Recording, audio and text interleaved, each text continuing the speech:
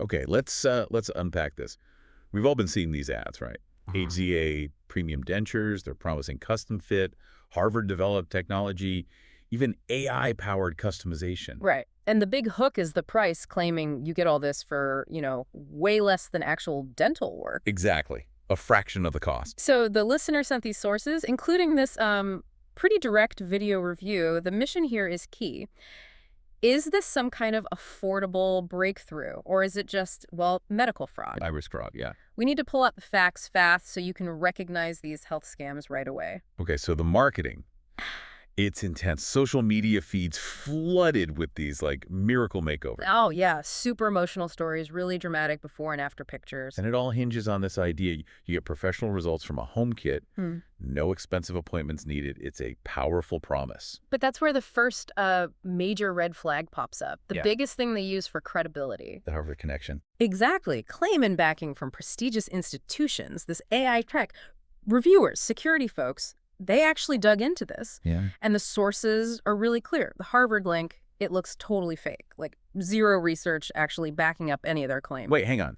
They faked the entire science part. That's not just dodgy marketing. That's outright deception about a health product. Precisely. So how does an operation like this even work? Well, it's a pretty classic drop shipping scam model. They're not really making anything innovative. What do you mean? They aggressively market these incredibly cheap mass-produced items. Customers later call them flimsy plastic pieces, and they position them as high-tech custom dentistry.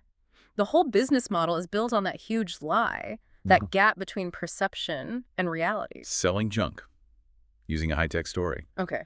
And when you, look under the hood, does the rest of it check out? Not at all. It confirms the scam. They actively try to avoid oversight, like dodging FDA rules, by calling the dentures cosmetic accessories, not medical devices.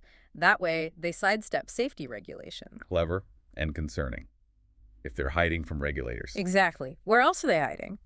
The website details, super sketchy, domains brand new, ownership's anonymous, and it's hosted using services popular with these, fly-by-night scam operations. And the customer experience from the sources sounds pretty brutal. It really does.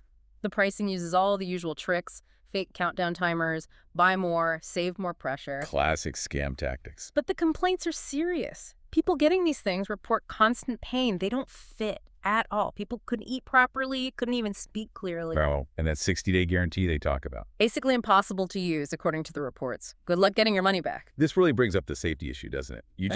You can't get the kind of precision needed for real dental work from a DIY kit you mail back and forth. No way. It takes professional skill, precise measurements, adjustments, and the risks of a bad fit. They're serious. Like what? We're talking gum damage, infection, even bone loss in your jaw over time. And fixing that gets really expensive, needing actual professional help. So it ends up costing more. Way more. The American Dental Association, they're cited in the sources, they warn about this specifically. Dentures need clinical expertise, accurate impressions, multiple adjustments. You can't mail order that. So, okay, what's the takeaway for someone who genuinely needs affordable dental options? The only safe route is legitimate dental care. Look for actual dental practices. Many have options like reduced cost clinics or maybe dental schools nearby. Right, or payment plans. Exactly. That's where you get the proper clinical oversight, the expertise, and the ongoing support you absolutely need for something like dentures. So the bottom line is, these DIY kits create this illusion of savings, false savings, but they just lead to bigger, more expensive problems down the road. Problems only a pro can fix. Absolutely. And think about this. HZA got around FDA rules just by calling their product cosmetic accessories. It makes you wonder, what other critical health or safety products might be out there sidestepping the oversight they really need just by playing word games with their classification? That's something for you, the listener, to really keep asking yourself.